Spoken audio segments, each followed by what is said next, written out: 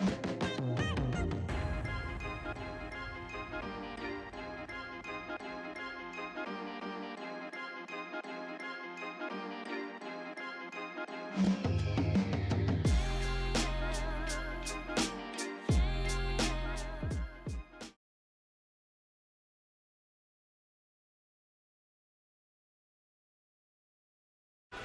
you ready for an unforgettable experience? Get ready. 5, 4, 3, 2, 1. Chip. Let's get hype.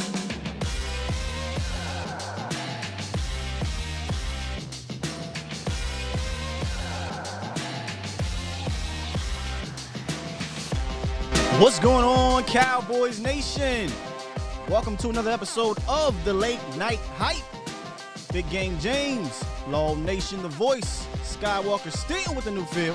And of course, you ain't even a guest no more, Jesse, but Jesse Holley in the building with us, man. What's up, man? I'm like, yeah. He am now. Like, yo, don't ask for a drink. You know the refrigerator at. Exactly. Exactly. So I'm not even calling you a special guest no more, man. You family of the Late Night Hype now, brother. Yeah.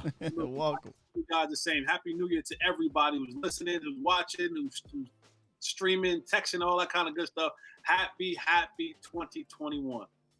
Off to a wild start, to say the least. But listen, guys, we know what's going on in the world. We're not immune to it. We've said some of the things we've said on our social medias and what have you. But hopefully tonight we can give y'all something positive to talk about, look forward to, even though there was a bit of a negative with the season with the Cowboys. But nonetheless, man, anytime we got Jesse in the building, to me, it's a positive, dog. So thank you again for giving us your time, brother. Always, man, always. Yes, sir. What's up, Law Nation? Oh man, Big fourth James. and long, man. We making it, man. We made it. This is I guess a replicate of what the season was. We were fourth and long, and we made it, man. We made it through 2020. We all alive here, man. So thank everybody, man. Like Jesse said, Happy New Year to everyone. And I can't believe it, man. We made it. We made it out of 2020. It's a whole new year, a whole new flavor. Let's go. How about you, Big Game James? Hey man, you know what I'm Big saying? James. I'm living. I'm excited. I'm happy. You know, I'm not excited that we out the playoffs. That sucks. But hey, we got my guy on here, and let's talk some Cowboys football, baby. Hey, Let's go. Let's go. Let's do it. And Jesse, I was gonna slow roll this. No, you know what? You said the same thing last night. I was just going to kind of ease it. No, you always try to take me up. You know it coming off the top turnbuckle, Jesse. You know it, Rock man. You bottom. know we ain't playing, man. You know we ain't playing, Jesse, man. It's coming. Well, here's why I'm not gonna do it because listen, me, Jesse, Law, James, all on Twitter, right? We follow each other, so we see how they be coming at us. Like Twitter, you can't be wrong. You can't. It's crazy, but I love y'all. Yeah. Don't get me wrong. But I be watching my boy just dodging, and then he right back at y'all about his boy Freaky Mike. And if y'all don't know who Freaky Mike is, Freaky. it's Mike McCarthy, for those who are not aware of Jesse Holley's lexicon. That is Mike McCarthy, a.k.a. the Dallas Cowboys head coach. Now, we could go a lot of different ways, but I like the question that Law had mentioned earlier. We were talking, so I'm going to go right into it. Where do you see Mike McCarthy's fingerprints on this team? He asked me this a while ago, Jesse, and I struggled a little bit. Not going to lie to you. So I'll start there, and then you can kind of give your overall view of Mike throughout the season, I guess. I don't see his fingerprint, and that is my problem. That is the issue that I had, and this is the why that I've been asking all year long. For the main reason, why did you hire him? Why did you hire him? Because if you hired him to be just a stand-around head coach, you could have kept Jason Garrett and brought him where else you wanted to do different things. So if you hired a guy who had, like, you're not trying to get another stadium, so you don't need a guy with a name to have skins on the wall. If you hired a guy for a certain expertise, why not let him do it? Why not let him? And I'm a little bit annoyed with Mike McCarthy for the sense of you didn't speak up for yourself big enough. Because coming in, you should have said, whoa now. He kissing ass, Jesse. Like this is what I do. I call the plays. So I get Right. I get that you might want to groom Boy Wonder, but you had to do that. We can do this on the off season.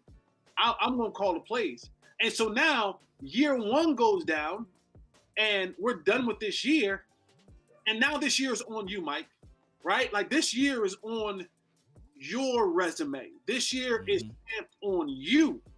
And I hate the fact that it's like, I'm not going to let you put an ugly stamp on me. And all I'm doing is standing around twiddling my thumbs. I don't control personnel because I'm not the GM. Nope. I'm not controlling I'm not the OC, so I don't get to call the players on game day, right? I hired my boy, he doing me wrong on defense. Killing me right now.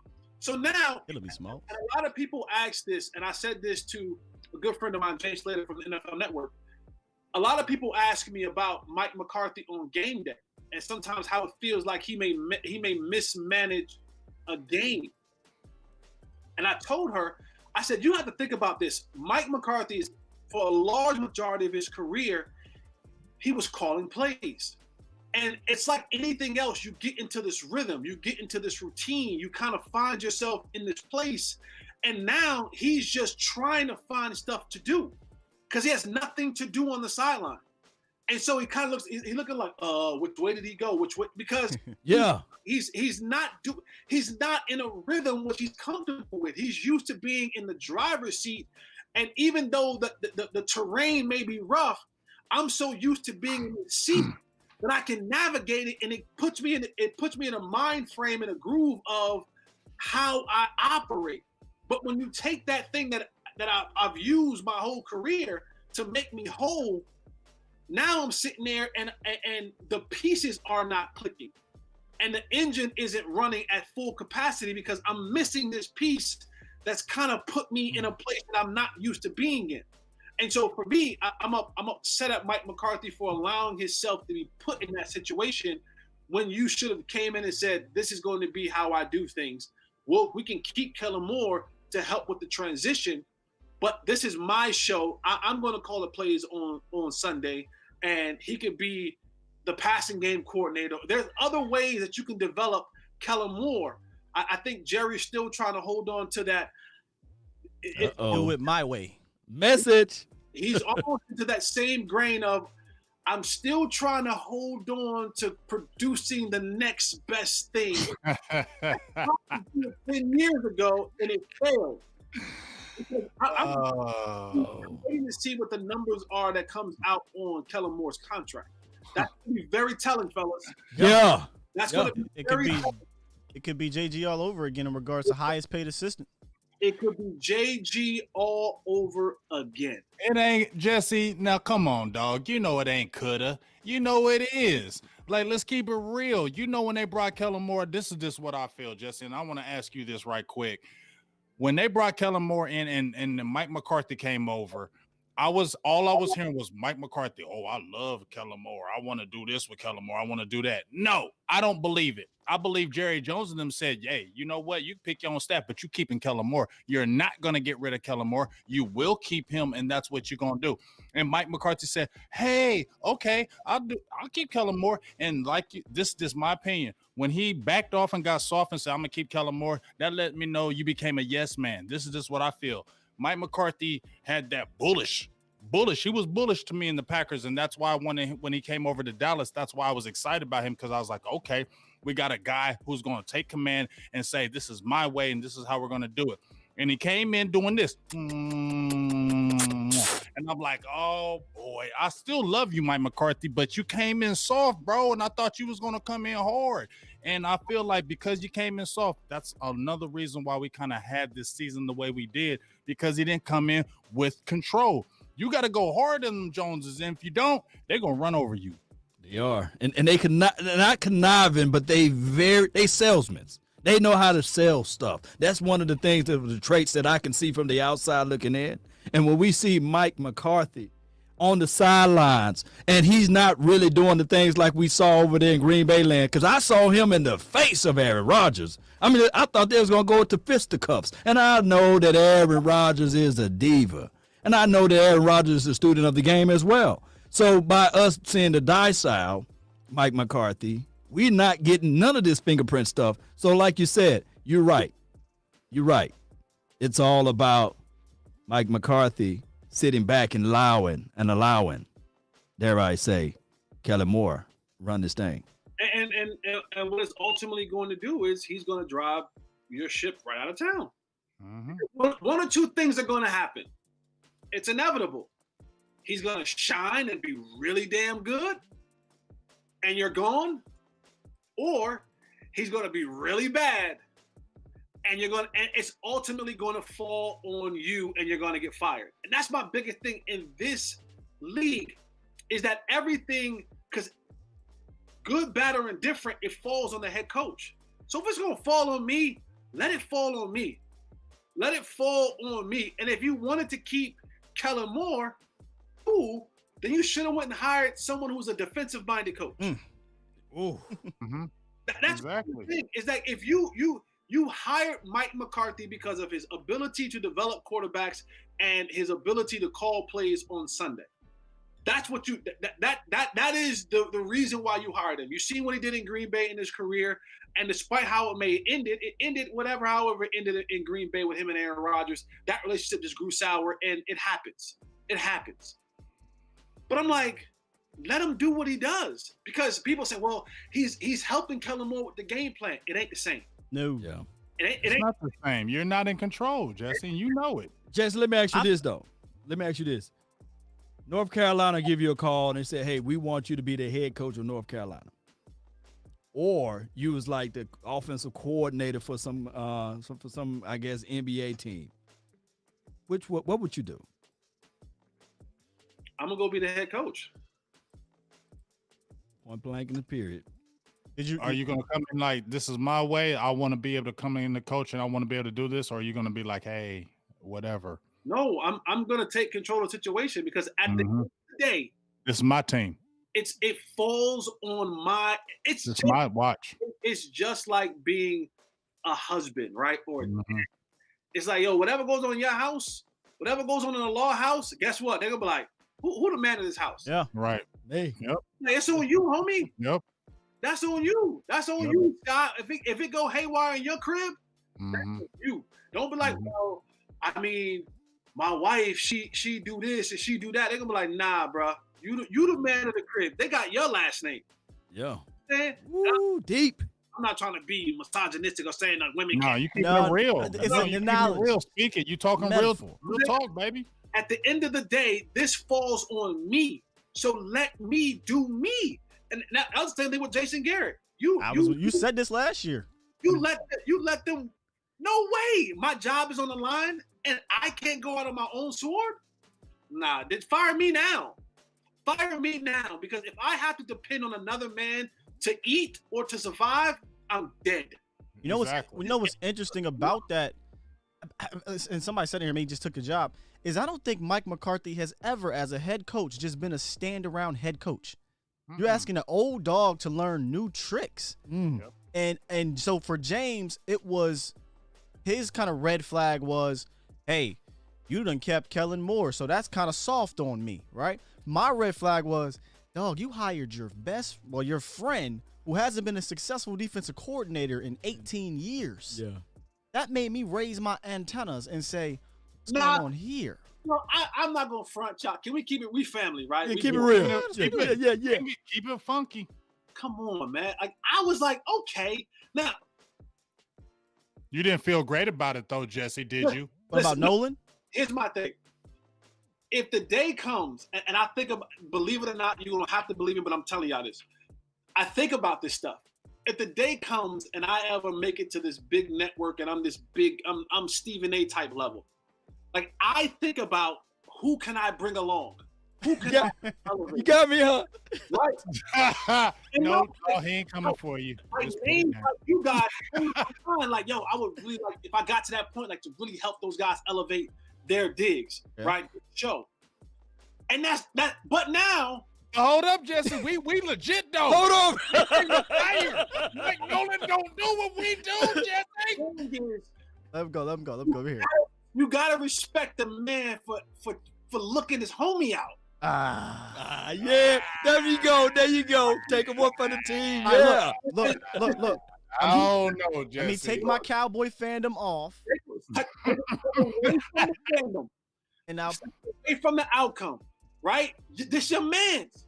And first of all, your man's put you on first. yeah.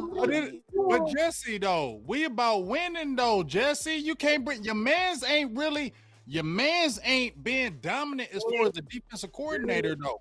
Forget what Big Game James saying, man. Hey, Jesse, put me on, baby. Appreciate you, man. You know what the hell I'm saying? Look, James, you gotta take off your Cowboy. No, literally, you gotta take off. I'm not on no Cowboy fandom, dog. I'm not on no Cowboy fandom. So you're not gonna go back and help your homie out? If my homie is not doing good, I'm sorry, Jesse. I'm not gonna look at my homie and be like, bro, you ain't been great. I'm not gonna do that, because guess what? If you F up, it's gonna come on me. Yo, and that's the chance that I mean, how many of us have looked our homie out in some of the situation and been like, so yo, let me entertain that, Jesse. I entertain it for you. Sure. Hired my boy. He hired his boy. Well, let's just say this is a business or what have you, and you're not technically the CEO, but you're the hiring manager. So you hired your mans to come on, and your CEO came out publicly and said, "Your mans ain't your mans is tripping," and he's a huge reason why your organization is failing right now. Not the only reason, but he's a replaceable reason. You gonna keep your mans on, or you gonna have to let him go? Nah, I'm gonna be honest. And I feel like McCarthy had a chance to let him go. I think that's coming. I truly don't. I don't believe that no one's gonna make it through this offseason. Yeah. I highly doubt that. But I think he comes to his man and say, listen, and I think Nolan respects it. Nolan's been around the game long enough to know how it goes. Let me give you a perfect example. I'm an athletic director, right? At a private school here in Dallas. And so one of the rules that we have at our school is they don't want you to prop doors open. This is a real life example. I get an email as I'm going into the big administrative meeting with the big boss. I get a meeting that says security saw a door propped open on Saturday morning. So now I go into this meeting. Now I know in my heart of hearts that's probably my varsity basketball coach that did that. When I go into this meeting and my boss says to me in front of everybody in this meeting, Holley, I know you saw the email. You know, what are we going to do about these doors being propped open? You know, it's not da-da-da-da-da-da. What do I do as the head of the athletic department? My response in that meeting was, okay, hold on. Are you sure it was us? Because sometimes when the cleaning crew comes in, they prop the doors open to take the trash in and out the building. That's what I said in the meeting. When I went to my coach, because I knew it was him, I got him straight behind closed doors. But I defended him in the moment in front of the rest of the group. That's probably the right way to go. So I'm saying that he may say he may come off as defending his boy in the media and may not be throwing his boy under the bus. But in those private conversations, it's like, yo, here's what's gotta happen, homie. I tried, you didn't make it, we gotta move on. And you live with that. But I gave my man a chance. He gave his man a chance, it didn't work. Nolan knows the business, he gotta go, and we gotta move forward. You wonder if something like that kind of was happening, right? Wherein we cut Don Terry Poe, Daryl Worley, traded Everson Griffin, stopped doing so much of the 3-4 stuff and allowed D. Law to more get his hand in the ground. I wonder if somebody, meaning McCarthy, went behind scenes and said, hey, listen, we said we was going to try this out. It's been 6 weeks, 7 weeks. This ain't working. These guys got to go. Because I'm pretty sure McCarthy had a hand in, or not McCarthy, Nolan had a hand in bringing in a Dontari Poe, a Everson Griffin, and a Darryl Worley. I'm pretty sure. I'm pretty sure he had a hand in cutting HaHa Clinton Dix and starting Darian Thompson and not Donovan Wilson. You know what I'm saying? And these things change. Now, it took a while. But they eventually changed in season, and we saw a little bit better things happen from it, but I don't think enough to keep his job. I'm sorry. I know we got 10 turnovers in was a 3-game stretch, but if you go look into those games, I'm sorry, Jesse. No, I'm with you. Yeah. Nolan got to go. Yeah. All right. So let me ask you this. This is back on Mike McCarthy.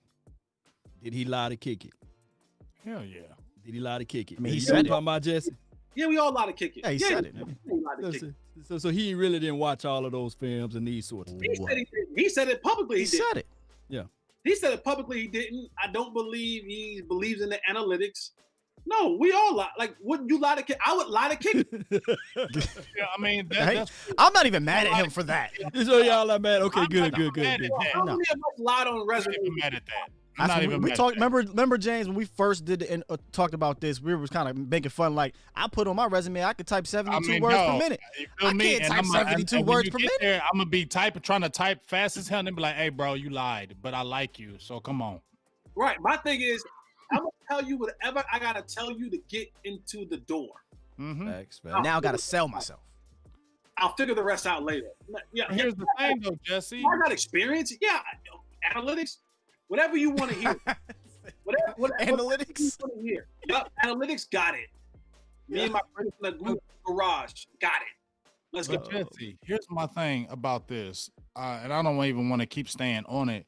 I think it's just frustrating for Cowboys, maybe fans, and even maybe myself, is that I ain't tripping that you lied to kick it. It's just that, like you said, you was more of the alpha dog in Green Bay. You was the alpha dog, and that's why I was excited and having. That's why I wanted Mike McCarthy, because I remember him in Green Bay. He was an alpha. And I said, we need an alpha over here. So when they brought it up, I was like, yes, let's do it. But then when you come James, over here, you ain't alpha. In what way was he an alpha though? I felt like he had control of that Green Bay team. But he didn't know, because Ted Thompson. Remember, he was upset. He was like, "Y'all not letting me bring in my players." Yes. Now Ted Thompson wasn't bringing in draft and free agents. I'm wondering if you mean like the alpha of the. Here's the thing. But here's the coaching aspect. Right. He jumped out there and said, he said it. You feel me? He jumped out there and said, "Y'all got to help me. Y'all got to do this. Y'all got to do that." And he was going back and forth with management. You feel me? I'm with you. I don't hear him in Dallas. I hear him in, "I'm so grateful to be in Dallas. I'm so thankful to have the job here in Dallas. Man, shut the hell up and get your ass on backbone like you had in Green Bay, and get your ass on there and do this shit right." Ooh, that was loud. No. Sorry, Jeff. Sorry. No, Sorry, Scott. Passion. Let it flow. Hey, it does seem a little bit. I don't want to call the man soft, but it seems like he's taking a step back, because he literally has, Jesse. He literally is taking a step back, and sometimes on the sideline, it feels like he wants to get back in that driver's seat, like you said. He looks antsy over there, Jess. He got the whole thing going on. He looked like he want to call the plays. That's all he's done. That's all he's done, man. That's all he's done. So again. And that's all that I've done my entire professional career. It's not. And I got skins on the wall that says, "Hey guys, when I actually did it, it was damn good." You know, I helped produce one of the greatest quarterbacks that we'll have in this league, and Aaron Rodgers. I won a Super Bowl.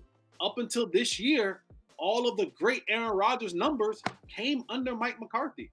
The MVP seasons came under Mike McCarthy. Like, all of that has happened under Mike McCarthy, and I'm with James. I'm like, I want that guy. I want that guy running the show. That's the guy. That's the guy that I was so excited about, because what I thought I was getting. I thought I was getting him to be able to come in here and put his stamp on this football team. Because I'm like, look what he did in Green Bay with a third of the weapons that he has here. Like, one of the things I always say about Aaron Rodgers, and I'll forever say this, the amount of disrespect that organization showed Aaron Rodgers, that they lined up for like 2 seasons Ty Montgomery as their starting running back. Like, think about how disrespectful that is to do. Right. Like, think about if he had a guy like Zeke, or Right. if he had like Omari in his prime, right? Like, he had guys who were aging out. You know, he had some good, but he didn't have He like didn't have an Amari until maybe Devontae Adams, in my opinion. Right. he had to develop Devontae. Like, Devontae was a development process. He had good process he had good receivers, but I think he helped. Listen, Greg Jennings, no, Right. no disrespect. Jordy Nelson, no disrespect, but I don't think talent-wise they're better than Amari Cooper. No, but No. like, think about he had a Amari Cooper, a CeeDee Lamb, and a Michael Gallup all in one team, and a Zeke Elliott. Like, think about like all that kind of stuff that he threw for 8,000 yards. He been drawing up all kind of plays, Jesse. He been going nutty in that damn playbook. I see Gregory saying, man, hey, y'all sleep on Jordan Nelson. And, No, we Jordy talking Nelson about Jordy, but let's be and real. Is Randall any of the Cobb. receivers he ever had better than, well, besides maybe Adams now, but in the other prime, are they better than Cooper Law? Oh, nah. No, I'm saying, like, Thanks. give him a guy like that consistently, match him up with guys like that, and not having. I mean, how many times have we seen even the season that he's in now? Like, you hear names like Lazar and MVS and Yeah. So their tight end Robert, not out of my Runyon, back, huh? Runyon, I think Tunyon. I think is his last name. Tunyon. Tanya, something. I trained Tunyon out of college. I saw that I picture prayed you to- posted. Yeah. 2 years into the league, and he was a practice squad guy for 2 years. Remember where Devontae Adams came from. Remember where Lazard came from, and MVS. All those guys were guys. They were like, well, we hope, and they developed them. That's one thing they do well over there. But I just want that Mike McCarthy. That's it. Yep. Well, you're talking a bunch about the offense and wanting that Mike McCarthy. Well, the person in front of him that is going to stop him, in my opinion, a bit of an echo there, Low. Nope. Is going to stop him, in my opinion. Still doing it. Weird echo. Yeah. Is it coming from Everybody. everybody? Oh, give me 1 second. Where is that coming from? Okay. So what I wanted to ask you about was having Kellen Moore in front of him and how you feel about Kellen Moore getting this extension. That's basically where I want to go at. I hated it. And it literally just tells me all I need to know. Kellen Moore will be your head coach in probably the next 2 or 3 years. Told you. Like, Kellen Moore, like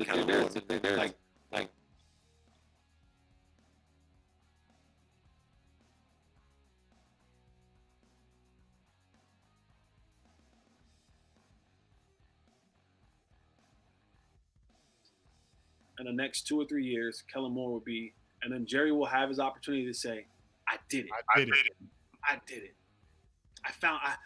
You guys talk about Shanahan, and you guys talk about what's the other guy in the Rams, McVay, or whoever the young hotshot is, Cliff Kingsbury. Nope, I got Kellen Moore, born and bred and up through my system. Exactly. I mean, I felt it like Jesse. I said, Jesse, as soon as Kellen Moore got elevated to offensive coordinator, I said instantly, they're grooming him to be the next head coach to be the Dallas Cowboys. Period, point blank. They were going to set it up just like they did with Jason Garrett, and you see how it's going. It's the same exact way how they're setting it up. And you tell me, Jesse, if McCarthy has a bad season next year, right? Let's say he's having a terrible season midseason and they're like they were last year. If they say, okay, we're moving on, who's gonna be the head coach instantly if they fire Mike McCarthy in midseason? Kellen. It's gonna be Kellen. And you think the Joneses are gonna be mad at that? No, they're gonna be saying, this is our guy. This is our guy that 2.0. we started this. We found Kellen. Nobody else. It was us that groomed him. So if he does good, it's not gonna be Kellen beating out his chest. It's gonna be Jerry Jones said, I did this. See, I told you. It's gonna be Daddy. Daddy's saying, look at my son. Exactly. Look at my my son. Part 2.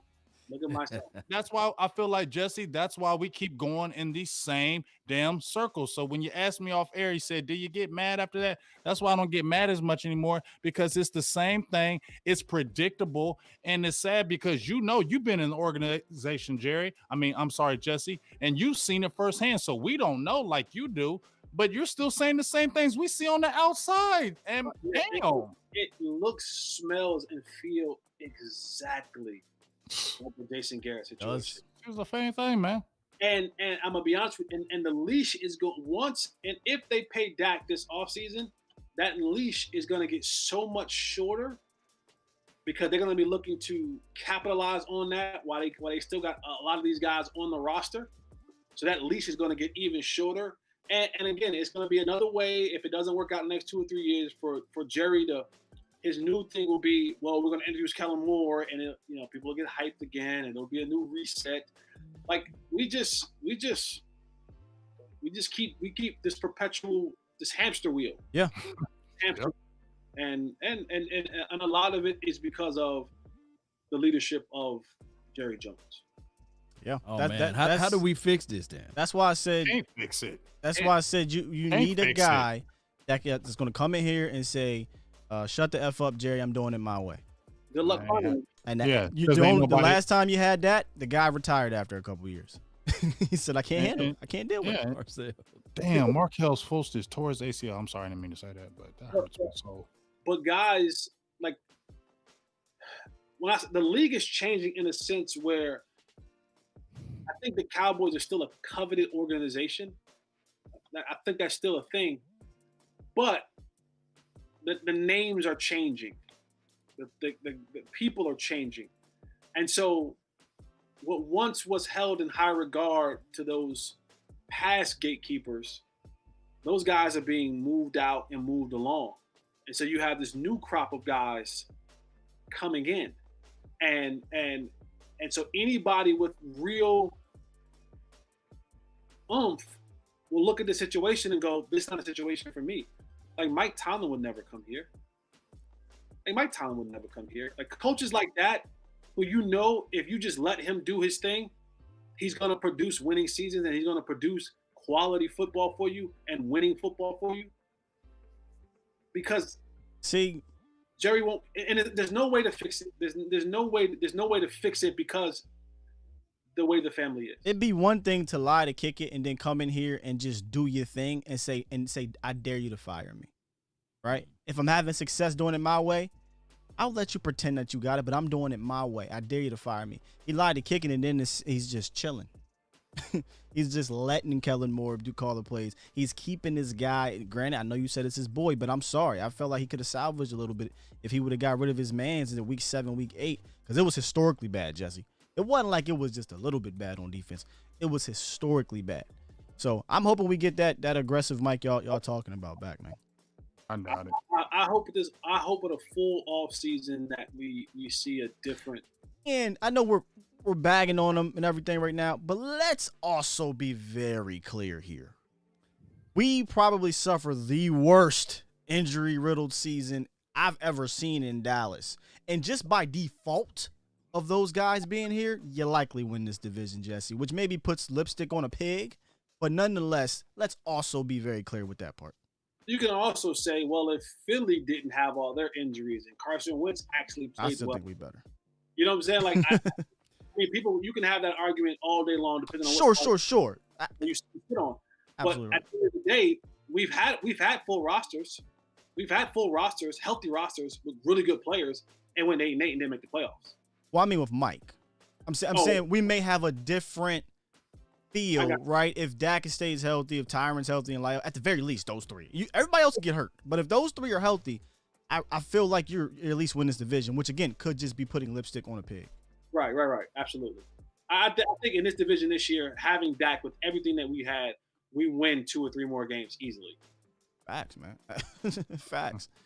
Let me ask you this, though. Even though if we had everybody healthy, the decision-making, do you think that was more so on Mike McCarthy just overthinking the situation or pressing, or will he change his decision-making? Because I heard that he had those type of warts even over there in Green Bay land.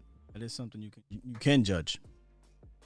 Yeah, I'll give you an example for like the throwing of the flag, the red flag on the catch, right? But that was Right. terrible by him. That was terrible by him. And a lot of times, every single coach, I don't care who you are, has a flaw. Every single one of them. The good ones minimize their flaws, and they produce so much that when they do have a flaw or a hiccup in that, or that flaw rears its ugly head, it's minimal. So do we see decision making go away, bad decision making go away? No, because a person is going to be a person. Like you're going to be exactly who you are, and when the frying pan is hot, that's who you're going to be, right? When it comes down to making certain decisions, what you hope is that I've given myself enough cushion that when I do make that bonehead decision, it doesn't cost me. And in this season, every bonehead decision was so blatant because you had no cushion.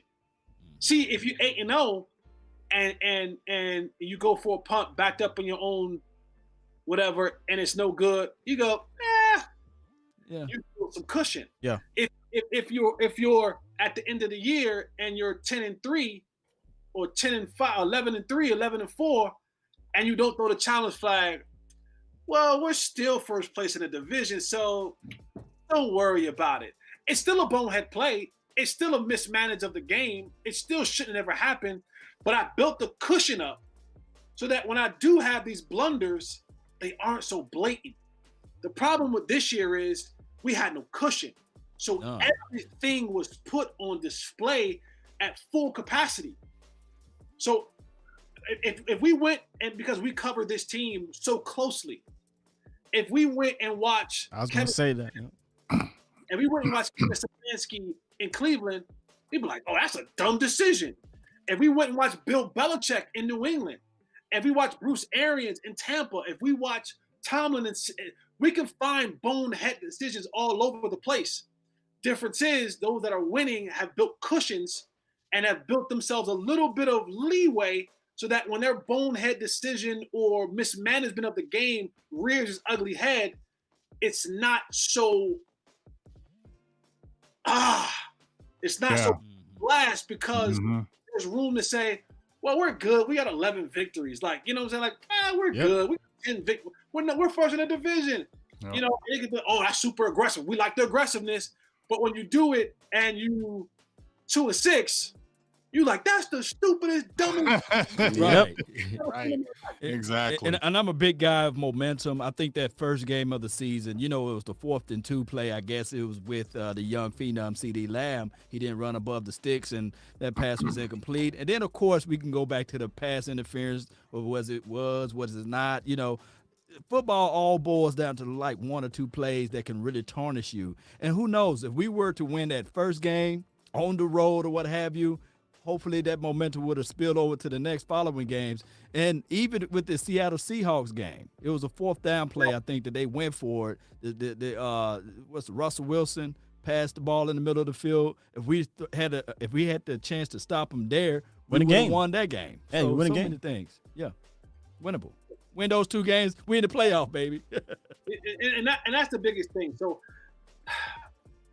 again, we cover this team so closely. Everything we do is so finite. It's under a microscope because this is what we do, right? This is how we do our thing. Everything we. But again, if you look across the league, man, and you watch games closely enough, you see good head coaches having brain farts throughout the year. Yeah. Like, oh man, what was he thinking right there? But like you could look at, you could say, I'll give you an example.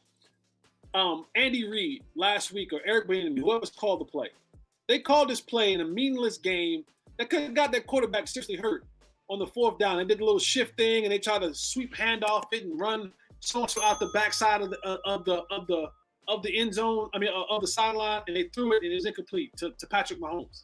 Like, that's a dumb play for Patrick Mahomes in a game like that. Like, that's a dumb play. But because they're the Chiefs and they're 15-1, you're like, oh, that's funny. It's a funny situation. But when we try, when we bootleg the white boy out to the side, Andy Dalton, we're like, what are you doing? You're the slowest white boy on the team trying to boot. Dumb slow. He look like the damn Joker. That was so my crazy. goodness. Andy Vick, baby. That's what he called him, Andy Vick. Because you put nothing in the bank for you to have a little bit of leeway on it. So you want the decision making to be completely perfect. It's not gonna happen. But yeah. I mean, that's perfect. I was going to bring that up, and you took the words right out my mouth. If you look around the league, all the coaches in NEW, I think it was NE, he said it the same way. All the coaches make boneheaded decisions. All of them. But you talked about at the top of this conversation, ours just happened to be under a crazy microscope because it seemed like every one of them was so egregious, and it had a negative outcome right after it. 4th and 1, you do a boneheaded pass as opposed to running it. What happens in the next possession? The Redskins score a touchdown.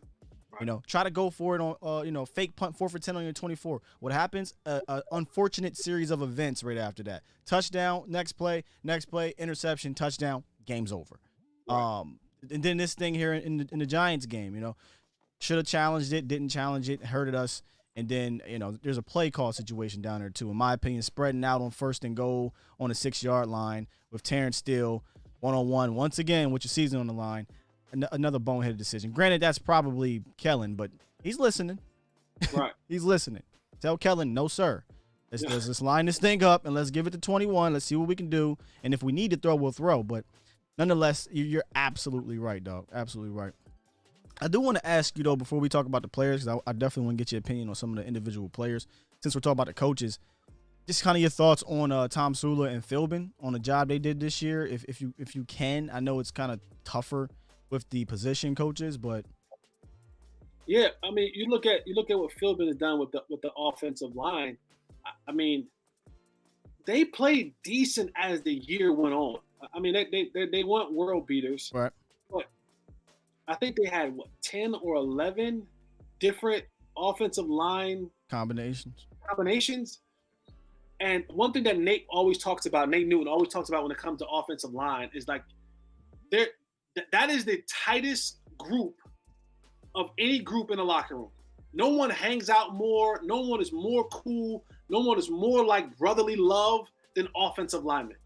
And it's so critical because when you get into a game and everybody has their one, individual battles, but, and Nate will be like, I knew when I had, Gogan next to me, I knew when I had someone else next to me, I had to be thicker on this type of protection. I knew I had to help a little bit more. So when you're constantly changing that, well, last week, the guy that I had to my left, I know when we were in these sets, I had to help a little bit more.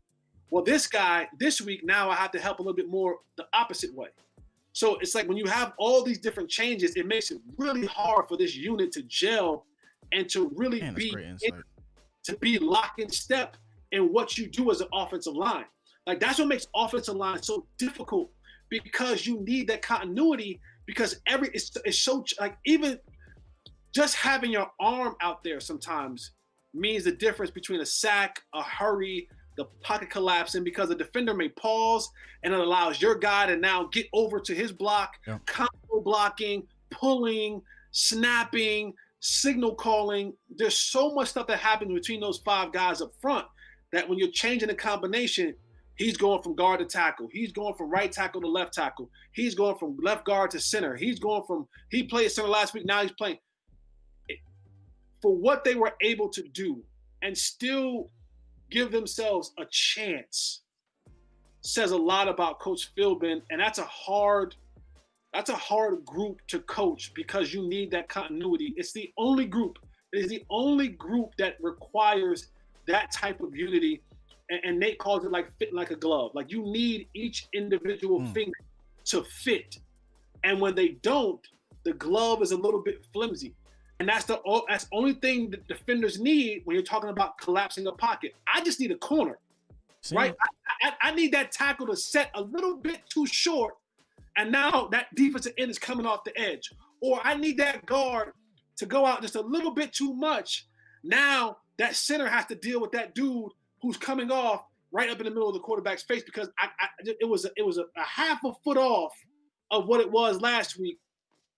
And now that D tackle is getting up in that gap with his hands up, creating havoc.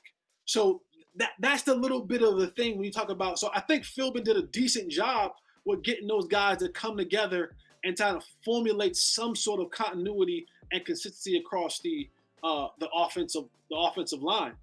And when you flip to the other side with the defensive line and Tom Sula, he has some dogs. Like, honestly, he has some dogs. Like I think Randy is a dog. People look at DeMarcus Lawrence, and you can have this argument all day, all night about productivity and is he good, is he bad, because he doesn't have all the sack number like the other guys have. But when you look at what is being asked for a player to do, like you saw once they got rid of Griffin and once they got rid of Poe, you start seeing younger guys come in, the Neville Gallimores come in and be contributors. You start seeing Gregory find his footing. You start seeing Tank, start doing a lot of his things. I think that unit is fine up front. You still need Antoine Woods is good, but you still need a fatter guy. Oh yeah, he's a back. Do you think he's good, but he's a backup, right? He's a rotational guy. Right. Like Antoine Woods is good when he has to play 15 to 20 snaps. Right. Antoine Woods ain't good when he got to play 40. When I said that, Jesse, he said, "We'll see about that. We'll see about that." Well, you know how Twalker is. You don't say one word because he watch every goddamn tweet. If you tweet any goddamn thing with Woods in it, he looking at it and he gonna say something. He came at me, Jesse, so I said, "Okay." All you need to know about a player. If that's your mindset, like I laughed when Antoine tweeted out. And I think Antoine's a great dude, right? That's great stuff. Yeah, great guy. Are you talking about he tweeted out Jalen shit? Well, no, when he tweeted out that he was triple teamed. Oh yeah. When he tweeted that after a loss, to me, that said to me, it ain't me, y'all. It's them bums behind me that can't get no tackles. Ooh. I didn't even think that, man. I didn't think about that part of it. Because when he said it, he said something like, I ain't had a triple team since high school or something like that. After they just gave up a crazy amount of yards or something like that. To me, that said to me, hey, look, don't say I ain't doing my job. They got 3 guys on me. What these other dudes doing? So that was a little subtle shot. And you can put all the little, they always say it's a lot of truth in jokes. So you can put all the ha faces you want. That was the first, it was 8 o'clock in the morning. It's 8 o'clock, bro. And he that tells me that you watched film that night, found that clip, and that was the first thing you post. Like before y'all get into y'all, Cowboy talk on Monday. Make sure you see this. That's why I love you, dog, because you was there. That's why I love you, dog. It's preservation. It's saying, hey, before y'all start critiquing and calling people out, just know this week, send triple. I think it's that hot boy mentality because they still screaming it. His other boy is the same way. Watch the film. Watch the film. Clear eye view, Pro Bowl. When he tweeted out last year, the Pro Bowl stuff, dog. What do you not realize you didn't have a great year? You got in off of somebody being hurt or whatever it was last year. A lot of people being hurt. A lot of people being hurt, and he ran with it. Granted, congratulations, you got to the Pro Bowl, but dog, we missed the playoffs. Yeah, our defense sucked. What's your collective thoughts on Jalen? Oh my God. Tell the truth, please. Jalen has a false sense of reality. I heard you. I think you said that the other day. I heard you on the show say that. He has a false sense of reality. And this is where I kill people's crews. Because don't hang around me and don't be honest with me. Don't. And there's a saying that there's a lot of people when it comes to professional sports. There's a lot of people, and this is football, basketball, baseball, any sport you want to pick. There's a lot of people there's 2 types of people. There's people who love the game. And then there's people who love what the game brings. Jalen is I love what the game brings. because there's no way that you can sit there, and we all can't be blind, fellas, right? Like, we all can't. It's like if everyone says, Jesse, you're a liar. Jesse, you're a liar. If everyone says that, you're a liar, bro. I'm probably a liar. He lying. You're a liar, bro. It's you can't watch film and you can't honestly sit there and say to yourself, watch the film to people. No, we watch the film. Like Jalen, all 22 is available to available to everybody. Yeah. Like, like that. It ain't just a whole football locker room thing anymore. Like that, maybe a day and time where it was like, oh, you ain't see the film, y'all just watch the game. No. And it's consistently, it's the same things every single week that come from you. And then you have these antics. And for me, Jalen, it was a great story. It was a great story. But they got fooled. They got fooled into believing that they were getting something other than what they got. And that's what Jalen was so quick to sign that contract. Quick as hell. Yes, sir. He knew. Because he knew, Jesse. Because why wouldn't you? Yeah. 1 year. When you hear Jalen speak the way he speaks, that tells me he doesn't have people around him and in his circle that's saying stuff to him like, hey, dog, you don't say that. Don't do that. Don't swipe when they get the first down. Don't celebrate when we're down 30-3. Don't, you know what I'm saying? Like what are we doing? Don't celebrate an incompletion on 1st and 10 when they have 3 more plays to go at you. What are we doing?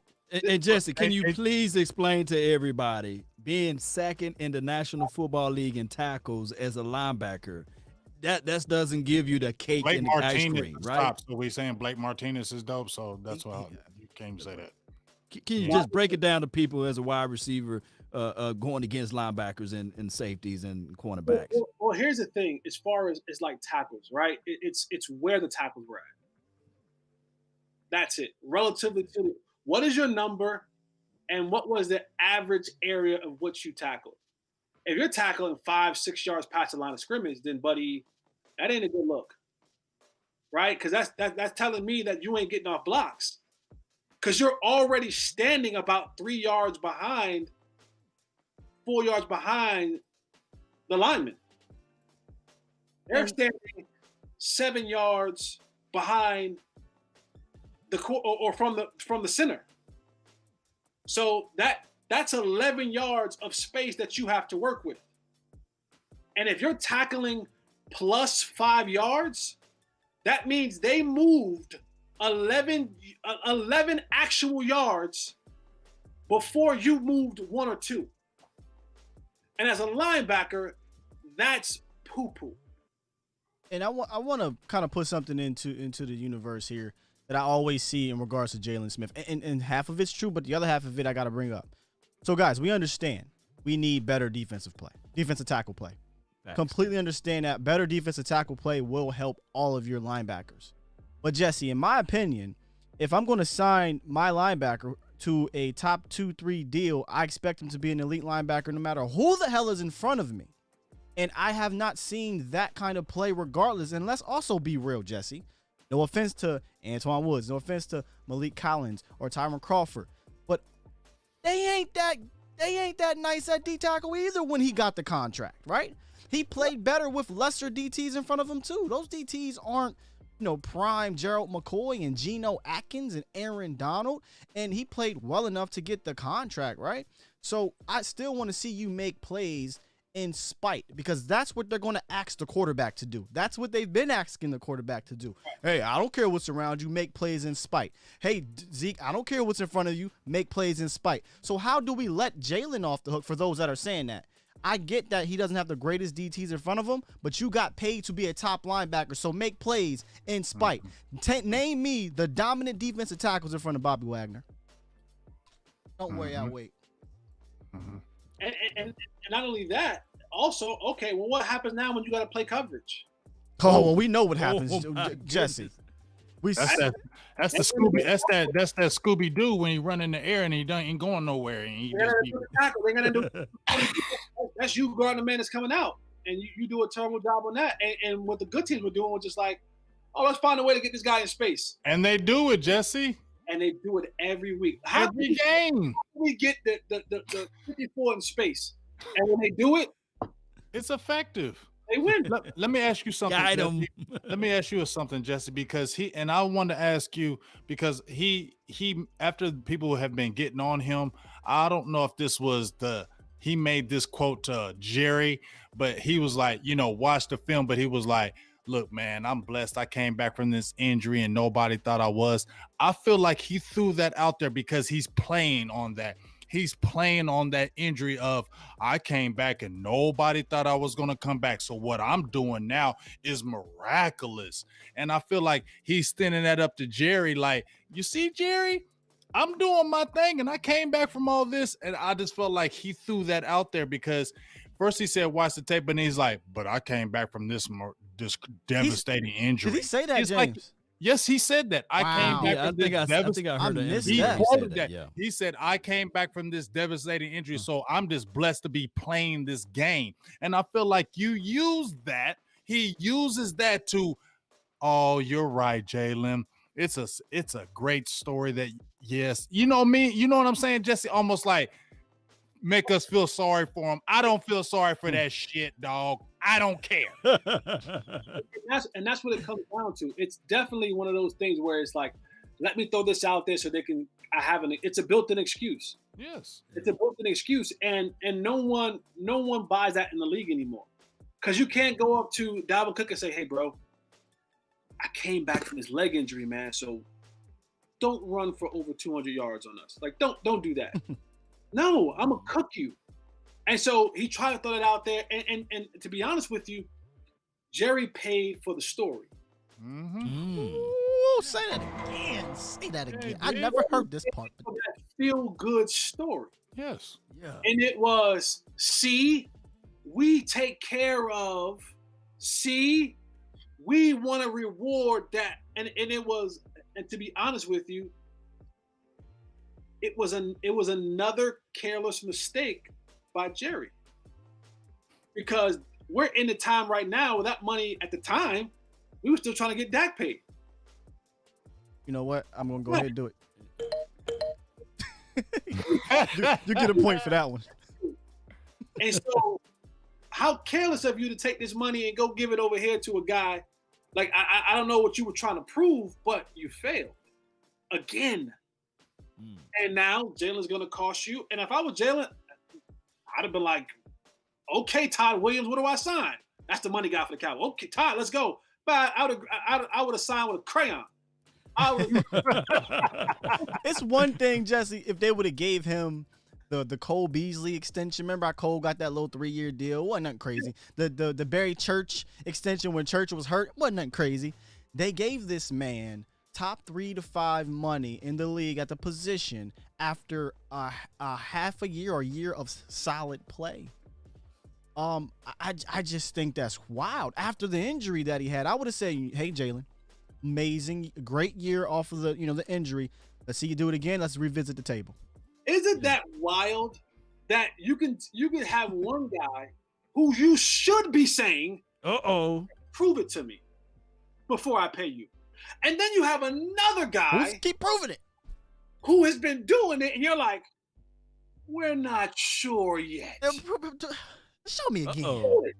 Let's see it again.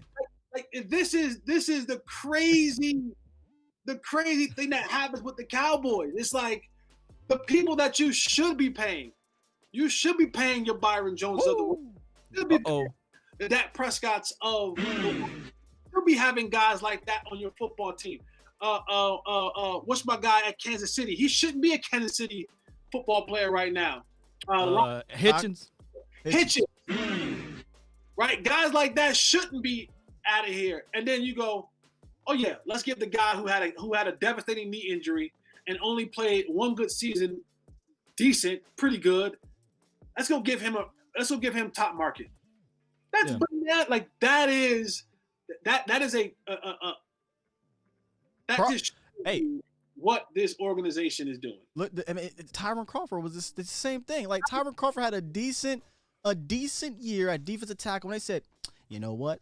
I'm going to sign you to really damn good defensive tackle money and then not play him at that position. So Hey, Scott, let me ask you this on this ain't question mind. too. Yeah. Scott, now you probably know the contract better than I do.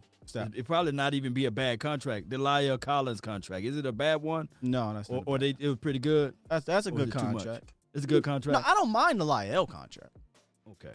Unless they knew he was if the rumors are that he was lazy and that's why, he's injured. If they knew that, then yeah. But no, I think they got Lyle at a very good deal.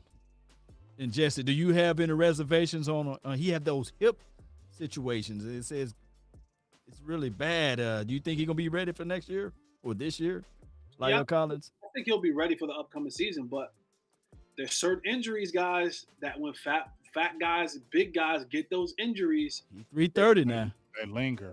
Away.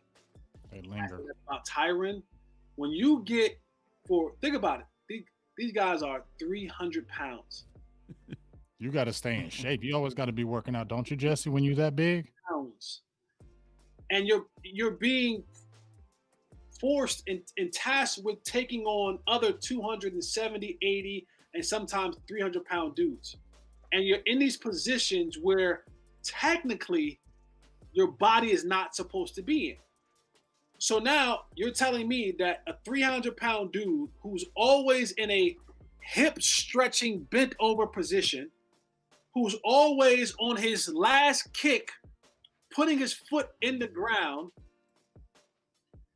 I got to brace with my foot in the ground. Impact is going into my into my waist hip area, right? And now I got to do that for the next however many years you want me to do it at 300 pounds every single season with bad hips. Same thing with a back. I've never known anyone who has back surgery and their back got better. And neck surgery? Ask Tone. Back and neck surgery. And I'm glad you want the neck. Back don't get better, necks don't get better. Now, they may say, oh, it doesn't hurt, but it doesn't get better. You ain't getting hit. You ain't hitting. You know what I'm saying? It'll get better. So when guys have certain injuries, I always look at it and I go, I said it about Tyron. I said, you came on our show and talked about Tyron. I said, that ain't going to last. And the same thing with Leighton Vander Esch. That's where I wanted to go, Jesse. Because I don't want people to y'all just bashing on Jalen. Hold on, wait a minute now, because LVE got to get some of this too now. You got to get all the smoke. Listen, and LVE may not be the number one public enemy because he's on a rookie deal, and Jalen got paid. But LVE, my main issue with LVE is I don't trust him to be healthy, and then I don't trust him to play hurt because I don't know if you see this, Jesse, but when he's completely healthy, LVE pretty damn good. But when he plays hurt, he look like he is running in mud, fam. He looks soft. And that's why I really do have a linebacker very high this year on the needs in regards to the draft because I need some young, talented guys that are going to move. And we know Jalen got the little funky leg, and we know LVE when he plays hurt, he got the stanky leg. He runs in the mud. So kind of give LVE a little bit of the smoke too. If there's one thing I pray that, this is for Will McClay, and we praise Will McClay and his staff, and there's one thing I want Will McClay and the Cowboys to stop doing. Stop drafting hurt guys in college. Right. Oh, my gosh. Linebackers, too. if you're a habitual injury report guy, I don't want you. No. Sean Lee had a red flag. LVE had a red flag. Jalen had a red flag. Because if I play 11 games in college, let's just say, right now, if you're at the great schools, you'll play 12 or 13. Let's say I play 10, 11 games in college against decent competition. And even in that, 3 or 4 games out of that year are money games. No offense, Law, but you call up Jackson State and you say, hey, you guys want to play? We're going to pay you $800,000 to come play so we can beat the brakes off you. So you're playing inferior competition. Right. You're playing not so good talent. And you're on the injury report. Or you're often injured year in and year out. Why would you think that's going to change when you come play 16 games against grown ass men with grown men that want to rip your head off. It doesn't work that way. If my body has trouble holding up with, and I'm talking about injuries like, if you break a bone, you break a bone, right? That's not something that doesn't make you injury prone, unless it's in the feet, right? Unless it's in the feet. Yeah. But like, if you got chronic knee problems and hip problems and neck problems and shoulder problems, in this sport, they're going to surface again. And so when you keep bringing in these often injured college players, they often become injured pro players. And we've seen that with Sean Lee, right? We're like, man, when Sean Lee is healthy, he the best out there. Yeah, but he's gonna miss 4 or 5 games a year. Man, when LVE at least, yeah, he's gonna miss 2 or 3 games a year. But boy, so stop bringing in often injured guys, and you look at a guy like Leighton Vander Esch. He had a neck problem. He had a neck problem in school, and to play that position in this league with the horses that you got to deal with every single day, there's no way that wasn't going to come back up. And when it resurfaced, and all that area now becomes what word am I looking for? It becomes sensitive, brittle, fragile. It becomes susceptible. More sensitive, to another injury. You become susceptible to an injury now because, again, your body naturally compensates for itself. When one leg is hurting, the other leg will compensate for it to kind of keep the balance right. And so when one part of the neck is hurting, you end up, now your collarbone is messed up. Broke. Because you're doing something different because now you gotta protect your neck. So you just can't. And here's the thing, Jesse, about it. Stevie brought up a great point. It's one thing to take the chance on these guys in round 4, round 5, round 6, round 7. My guy, they've taken the chance on LVE first round, Jalen second round, Sean Lee second round, Randy Gregory's another not injury prone guy but risk second round. You're taking risk. Bruce Carter, second round. Bruce Carter, that's another one, second round. So the second round is where they're gonna do it, right? You're taking risk. That's your guy, UNC. At the highest, at some of the most important value, positions in the draft. You shouldn't do that. I should say you can't, but you should not do that on a consistent basis. Maybe 1 year, maybe another 10 years down the line, again, 5-6 years down the line, you're doing it consistently. Right. And now it's catching up to the Cowboys when you could have got a Fred Warner, when you could have got, these type of guys that you can find in rounds 3 and 4, would have you second round that's been healthy. You know what I mean? So it's a bit frustrating.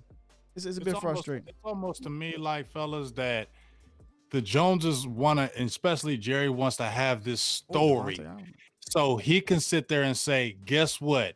He was messed up, but we, the Dallas Cowboys, brought him back, and look what we're doing. Money, money, money. And that's where I've been going off, Jesse, and I just want to ask you this right quick, and I want to hear your answer. I've been going back and forth the last couple of weeks, especially with one of my guys, and I said Jerry Jones and them winning is not the number one thing.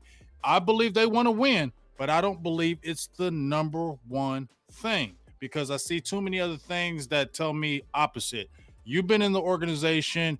You know more than I do with that. What's your thoughts on that? I'm going to just point you back to the last interview he did. I already know. I said that to him. What did he open? First thing that came up was money. The attendance. Money. The attendance. Yeah.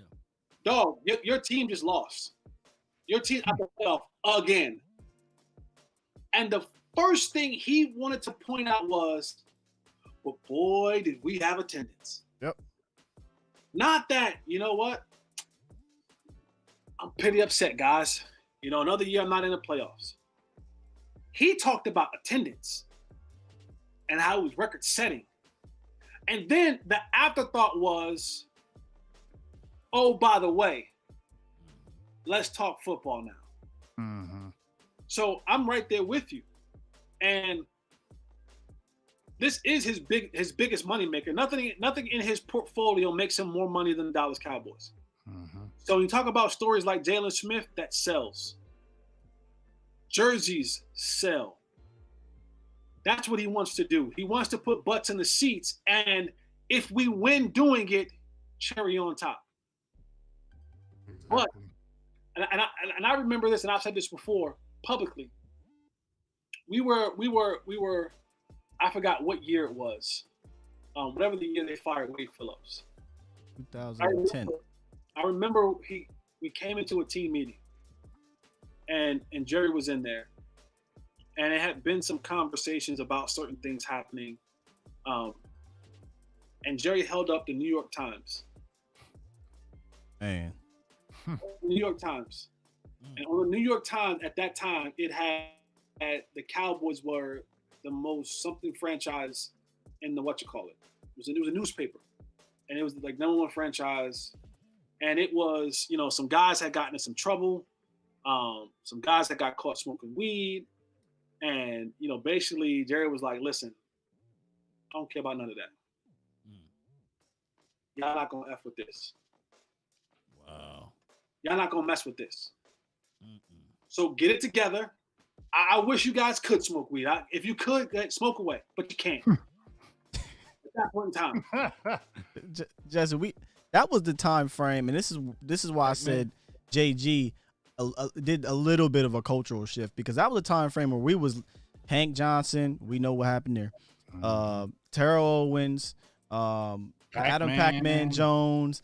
You know, it was getting a bit wild. Greg Hardy. You know, well, that was a little bad, but yeah, it was just getting. I'm just saying. But the point was, it wasn't that, hey, we're not pretty good in football right now. Let's just to get better. It was, y'all not gonna mess with the bottom dollar. Mm-hmm. And whoever think they are, you'll find your way out of here. You gonna get the hell out. Jesse, who's worse, Jerry or Steven? At this point, because we got to look forward to it. I think Steven is the next man in charge, right? His daddy. His daddy, okay. So Steven will at least, if it's all said and done, if Jerry ever stepped down, if something forbid to happen, Steven will at least say, okay, I'm going to go out there and find a GM. I'm gonna insert this person. I don't know about that. Oh, okay. Oh no. So he's the next GM. I'm done. Oh my God. I'm done. So another 25 years of this, Yep. right? 30 years. I won't be alive. I'll be dead. I saw all my Super Bowls. Thank God. I saw all my Super Bowls. Can we get a Jenny Bus? Like, can Charlotte? Can she run something? Can she run the team? Thank you. I saw 5. Yeah, I think with this one, I think Steven will be more receptive to outside input, but I honestly find it hard to believe that they're going to allow anyone ever Exactly. and sit in that position of GM.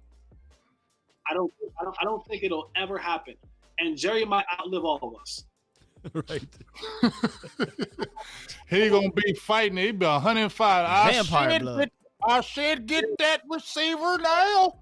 Right. I think Steven will be more receptive to what people have to say and not be so hell bent on, you know, his decisions. But I don't. As long as this team is owned by the Jones family, at least father-son combo, this isn't going to be one of those. It's family business. It's a family business. And this family for real. It's a family business, and their business is into selling you hope. You ain't lying. Think about it. Like I said, Law, remember when I sent you that thing where we talked about the front office or just the Cowboys in general? We seen all the people. It was Jerry Jones with 3 titles. It was Stephen Jones with 3 titles. It was Charlotte Jones with 2 titles, and then it was Jerry Jr. I believe he has the other one. But when it said Dallas Cowboys and it said staff or ownership, it had all Joneses and no one else. And to me, that just won't work, because just like Jesse says, you're not really listening to the outside people. When I hear Jerry Jones talking about my grandson said draft CeeDee Lamb, and I did it, or I listen to it. But he don't listen to outside people. But your damn grandson, who's young as hell, says drab CeeDee Lamb, you better do it. Okay, I'm gonna listen to you, but you can't listen to no people that know football. Man, get the hell out of here, dog. And like I said, he got a grandson. He got a couple grandsons. But he got one grandson. He got Shy. He's probably in the line in the next couple years as well. Mm-hmm. He's 18, 19 years old now, so he's in the family. All of them, it's a family business, man. So getting anyone to come into the business, I don't see that happening. All right, let's pivot towards some football talk. Just go down a depressing hole. Yes, Jones is anytime Jones comes out, internet gonna kick off. That's why I be trying. I'm like, all right, here we go. It ain't gonna be riding through the star anytime. It is, man. I still want to talk. The thing is, it ain't changing. So let's just talk about the football. I mean, okay, we just keep hope alive, and we know damn well what. Hey, I mean, we covering the team, so we got to talk some damn football. Oh man, damn. Let's pivot. I'm a hard pivot too. Pivot hard. Turn that. Hard pivot. Look. Listen, Jesse, don't drop my yak. Hey Jesse, you get that ball in the post. That hard pivot. Yeah. I'm about to hit y'all with the V cut. All right, look. You play receiver, Jesse, and I think the receiver position is a very fascinating one going into next year because of the years everybody had, really. I think Lamb was on his way to Offensive Rookie of the Year type of numbers. Cooper, to me, stamped. And we shouldn't even talk about trading him anymore. What that sound is. 1 second, man, I'm sorry.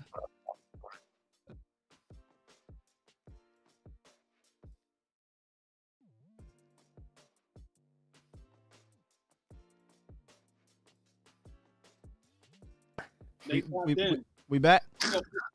It says Sky Echoes. That's what I'm saying. That ain't me. That's you. That's you. You the one that know these Joneses every time. You better watch your mouth. That's you, you, dog. Listening right now, y'all be gonna have to. There's a reason why Jimmy Johnson is not in the Ring of Honor. You know what I mean? They don't like their attitude, so he about to shut this down. But no, my bad. I don't know what the hell happened. This is acting real weird. Anyway.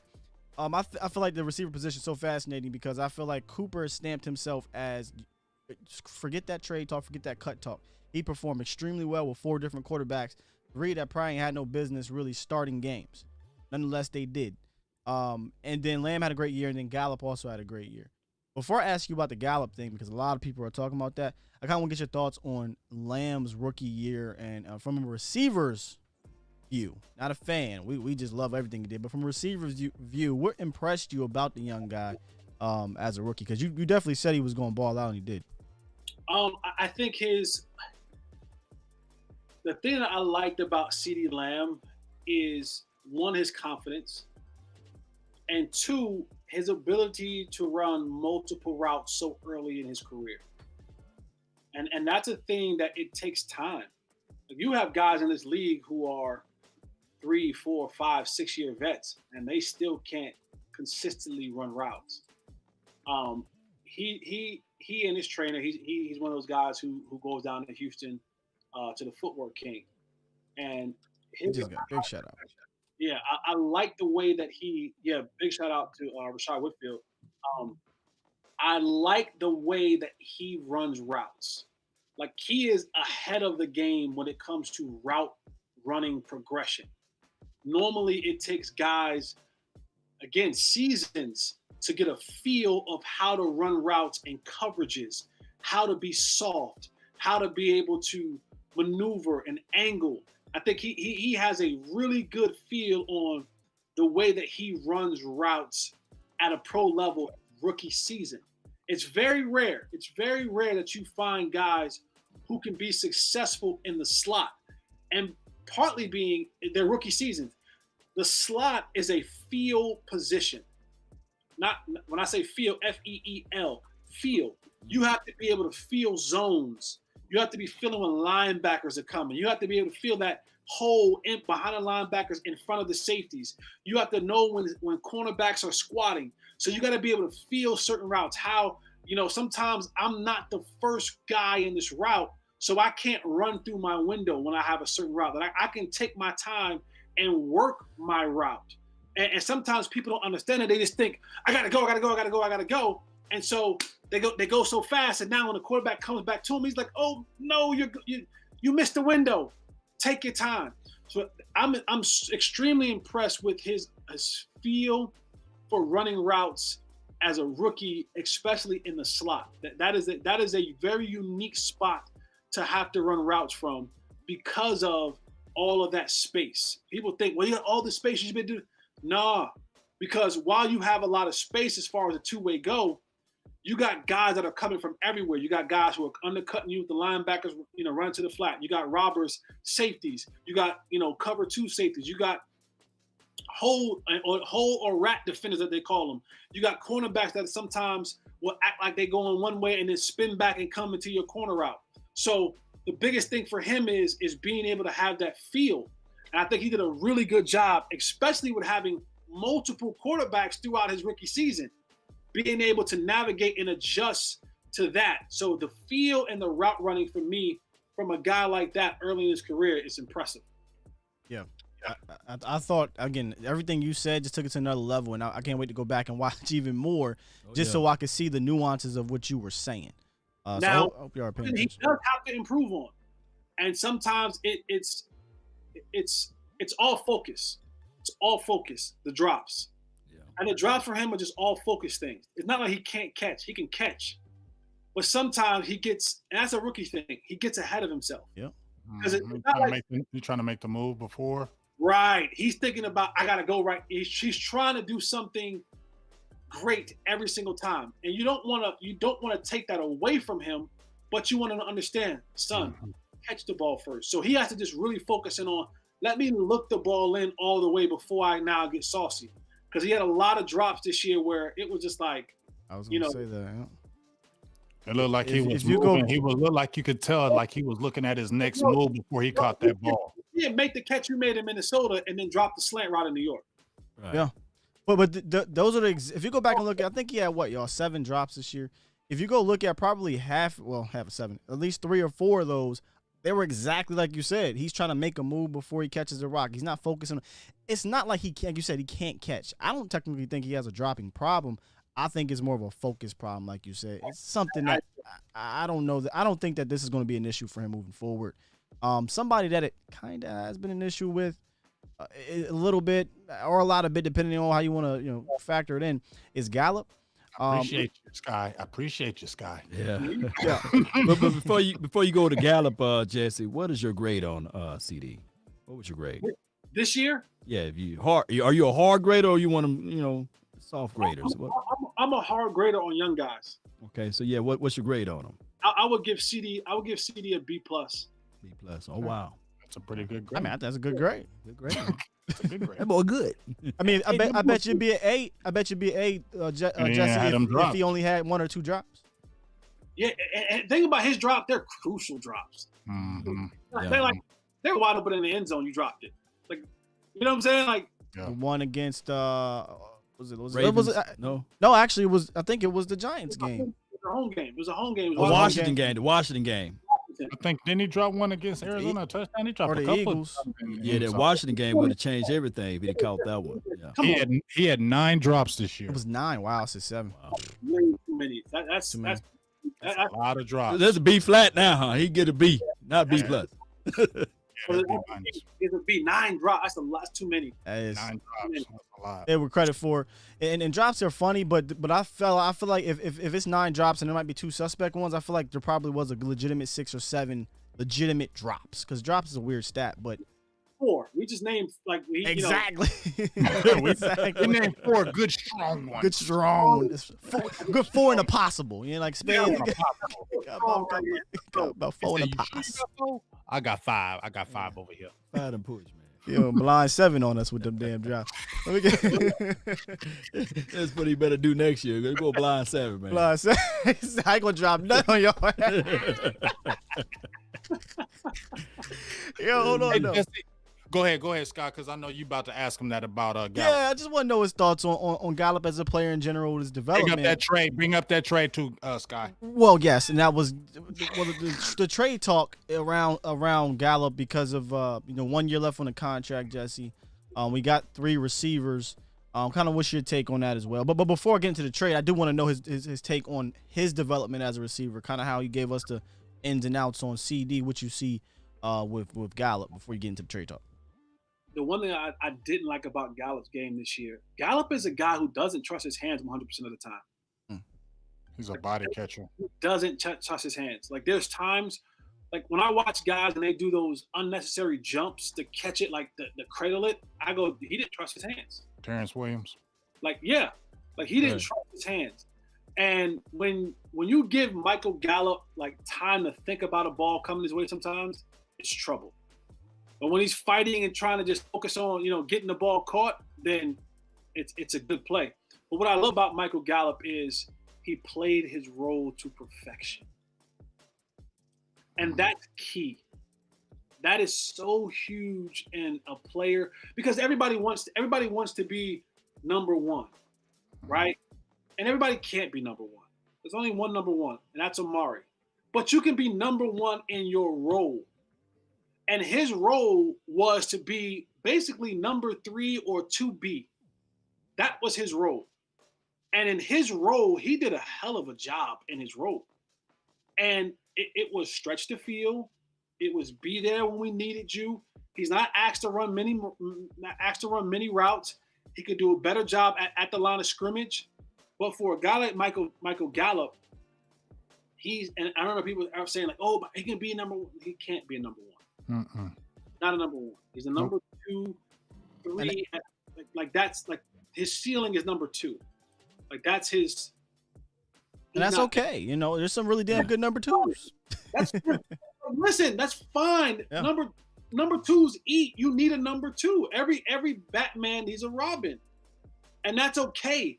But I thought he did what he had to do despite all the talk about CeeDee Lamb, all the attention about CeeDee Lamb. He came up big in a lot of spots for the Cowboys this year. Yeah, I think the last few years, especially for Dak last year, where he was this deep guy. We don't really have a speedster, but they said, you know what, Gallup, just run downfield and throw it up and you catch it. I thought that was very important. And so he did a great job at that. So he was, to me, he was number 1 in his role that he had. I give you like that. Number 1 in his role. And you need to, like, those guys are so important. Just do your job and a number 1 status. Don't try to be number 1 in the number 3 role. Just be, don't try to think about being or getting to the number 1 spot. If your goal or your job run go routes, do it. And do it great every single time. And you'll be rewarded for it. We got one name for you. Yes. That was basically doing what you're saying, in my opinion. Juju Smith-Schuster. He was so eager to get that number 1, fam. And if you go look at the statistics and his play, really, since he's been the number 1, it's not it. And listen, Juju was good when he had what? Eating when he was robbing. Yeah, right. When he had A. Brown. It was eating. When the defense is now looking at you, and you're the guy that's when the defense get their packet every week, and you're the guy that's in the star column, oh, let's shut him out.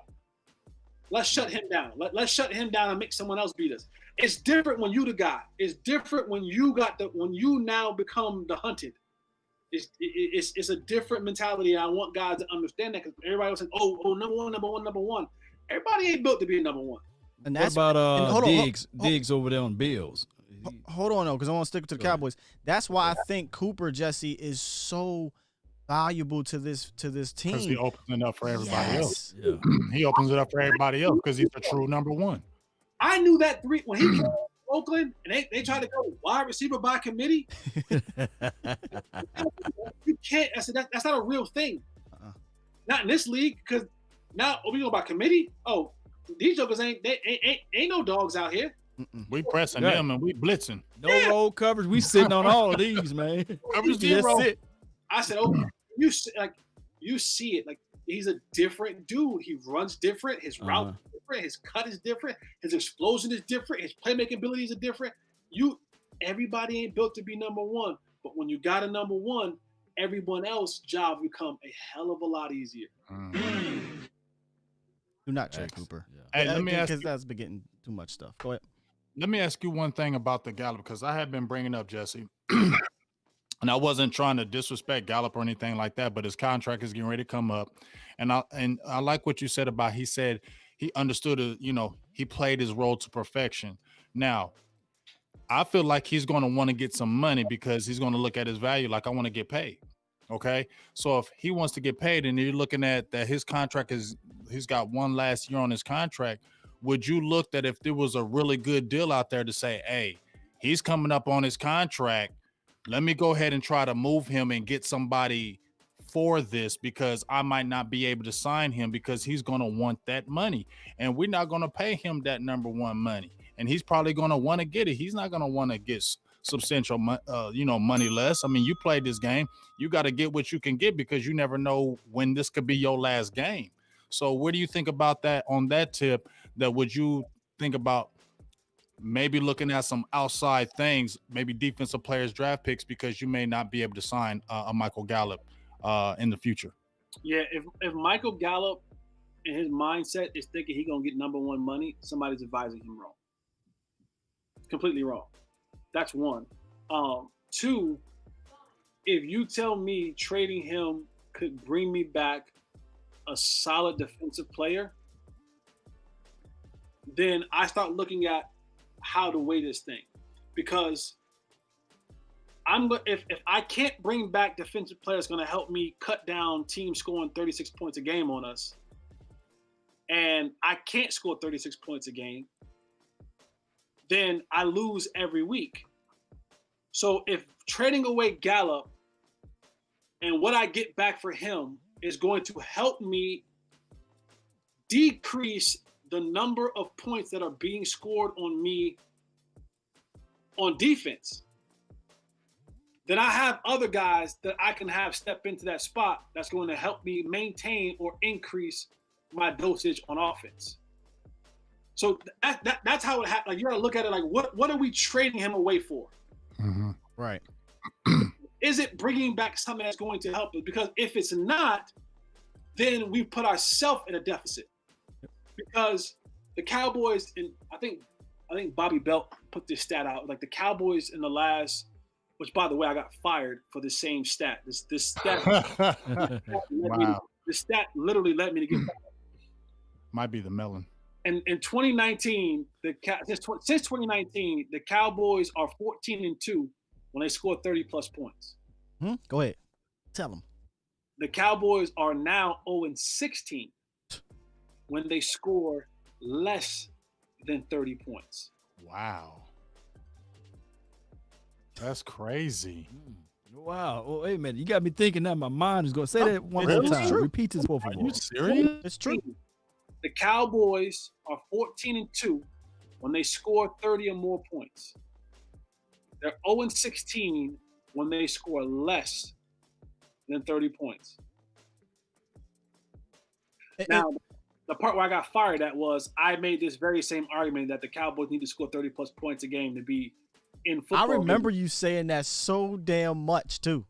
And I got myself into an argument that led to me getting, But he ain't Because lying. because of the defense, or But or the stat collective. the stat fits perfectly into what you're saying. If I'm going to move on from him, then I Right. damn sure better get somebody that's going to help me stop these people from scoring. If not, damn it, I got to score over 30 points. And to do that, I can do it better with Gallup. with him. That's what I'm saying. Like, I need, if you're telling me that I have to score 30+ points to win, then I need all my ammo, my top ammo. I need the hollow points, right? I need to go through some stuff. Mm-hmm. But if you're telling me that I can go and get something that's going to help me lower the other team's productivity on offense, then now I'm saying, okay, cool, I can still score, but I don't have to score as much all the time in order to win. So trading him away only is profitable if what I'm getting back is either going to help me score I'll get you now. 30 points more consistently or more, or stop other teams from from me having to score so many points. Right. Bring in context to the trade scenario. And I think that's what James was trying to do. And other people, or some people, not everybody, is trying to do. But some people are just like, trade Gallup. As if that's not how this works. You just don't get rid of the guy. Is a good player. Dog. He's a dog. And that's the other part about just getting rid of him, right? I think he fits this team on the offense at the very least in this wide receiver group so well. I feel like he plays an important role, Jesse, because you got the smooth young pup in CeeDee Lamb. You got the ridiculous route running technician in Amari Cooper, but what neither of them provide, in my opinion, is that physical freaking being on the field that Michael Gallup can be. Where give me that damn ball. You know what I'm saying? Get off of me. Yeah, we don't have, and that's not knocking those two guys. That's not knocking them. It's just that he brings a different flavor to the ice cream. That's all I'm saying. Right. Yeah, and I just feel like, go ahead, Jess, my bad. No, I'm agreeing. Go ahead. You got it. I was just going to say, I just feel like you owe it to your organization to look at all things before these contracts come up. That's what you're supposed to do. And I'm not advocating, like I said, I'm not advocating just getting rid of Gallup. But what I said, like if you were to get a draft pick, can't be nothing lower than the second round. If you get a defensive player, he has to be a dog because Gallup is a dog. So you can't just give him away for nothing. I just feel like you owe it, even with Connor Williams. I mean, he had his best year, but his contract is going to be coming up. And now you got a Connor McGovern. You could probably get another draft pick in that draft, and you could see, well, if somebody wants a guard and I got this kid playing as best as ever, don't you owe it to your organization to look at those things to always make your team get better? Yeah, you do. But again, you always you have to weigh the pros and cons. Right. Is there a guard available? Is there a guard that we can go get that's as good or better than what we have right now? Don't you have a Connor McGovern that can slide in a left guard? Yeah, but again, I'm just saying, I'm not arguing your point about right. We have to just look at the pros and cons of if we're going to give this guy away, what are we getting back? Got you. And if you're saying, well, we're going to give him away to get picks back, then your picks have to be able to produce what you just gave away. Right. I know money plays a part in it, but productivity plays a part into it. Right. You have to be able to produce on the field because again, you're talking about, all right, we're not going to pay him. So the guy that you're bringing in is going to be what? A lesser paying guy. Right. It's not going to cost that much. Because in that case, you're going to pay the guy that you already had. Right. You're bringing in either going to be a guy that doesn't require a lot of money, an older guy, an Asian guy. Aging. I don't want to sound like I'm saying Asian. I thought you said it too. I was like, right. And that win. Or, win. Exactly. and on all those facets, you're rolling the dice again. Mm-hmm. So you're saying I'm giving away a proven commodity, and it's unknown. About if we're not getting a player back in return, we're going with the unknown. So he better be damn good. You better be right. Yeah, segue. Giving away a proven commodity for an unknown. Isn't that exactly what these people that want to get rid of Dak Prescott for one of these rookie quarterbacks? I threw you off, didn't I? Look, Dak Jesse, Wilson. Jesse, Don't you know how much we heard this this could be year? a whole damn show, but I just had to do it. Because as you're talking, I'm sitting here like, is he talking about Dak? In the quarter? Because that sounds exactly like the situation that a lot of these fans want to do. Give away the proven commodity and let's roll the dice. Let him walk. If you just read my timeline, let him money. walk. So we can save I know y'all hate that in chat. A lot of the people that want to do, they're like, man, Scott tripping, man. Forget Scott. But I had to, man. It was a perfect segue. Do we have to? No, we I don't mean, got to. No, we ain't got to. Jesse, I would have We had ain't to got to, I would have Jesse. had to ask you that at the beginning of the whole damn show, fam. Yeah, we ain't got I to. go- We can have know. a whole show Nah. talking about Rain Dakota. No. I ain't gonna do And that. his Hey, brother, Tad. Hey, no. how about this? How about this? I ain't gonna How about this? Let's put a pin in that around February. I think that's when you can do you got to sign them before the trade deadline. Not trade deadline, the franchise tag deadline. Let's put a No, I think the franchise. tag. You have to put it on. Yes. I think it's March, right? Is it March? I think it's March, early March. I know the Yeah. league starts in March. league year starts. Well, in rapid fire, yes or no? Will he get signed? Yes or no? Oh, well, that's on a that different question. Tag, on it. Tag? Or will he sign and negotiate? Will they Will he, tag get, him? will he get a full deal with Dallas, Jesse? Yes or no? Yes, no. Yes. Okay. All right. Yes. We don't even got to go into details, Jesse, because that'll be a whole nother show. Jesse. That'll be a whole You know what? Honestly, we got to marathon show. We actually, for real though, because we'll be on this thing for 3 more hours. But we ain't touched on some really crucial things that I want to hear Jesse talk about. So can we put a pin in some things? Ezekiel Elliott, Tony Pollard. Can we put a pin in that? Can we put a pin in that? Can we put a pin in some of the young cats on defense? We didn't even really talk about the Diggses and the Donovan Wilsons, right? And what you saw from Neville Gallimore. Let's address one thing before we go. Okay.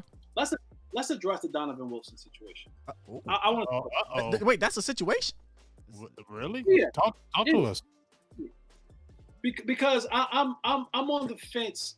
I'm not sold on Donovan Wilson. Plead your case. I'm not sold on Donovan Wilson. So I want sell me Donovan Wilson. Is it box safety or is it free safety or just a safety in general? What are you saying? As a starter. Sell me Donovan Wilson as your starting safety wherever you're going to play him. You want me to do it? I can sell. Go ahead, Scott. Go ahead, Scott. You good with the verbal? No, I'm not going to do any verbal crazy things. I'm gonna probably try to use the most cliche that I can possibly say. I'm just serious though. In fact, I'll go with a question to your question. How did the defense look when Donovan Wilson got hurt after he was inserted in the lineup, Jess? They were bad all year, with him in or out of it. So what's the next question? Yeah, okay. That was a little easy. Better than Xavier Woods and Darian Thompson. That's a low bar. I'm gonna come. All right, Jesse. I'm gonna come with this. I'm gonna come with this, Jesse. I'm gonna say Illuminati. He's a guy that can tackle. He can play free safety or strong safety because he played multiple in the lineup. So he played both. He played more free safety than box. Sacks. He got 3 picks. Well, did he have one?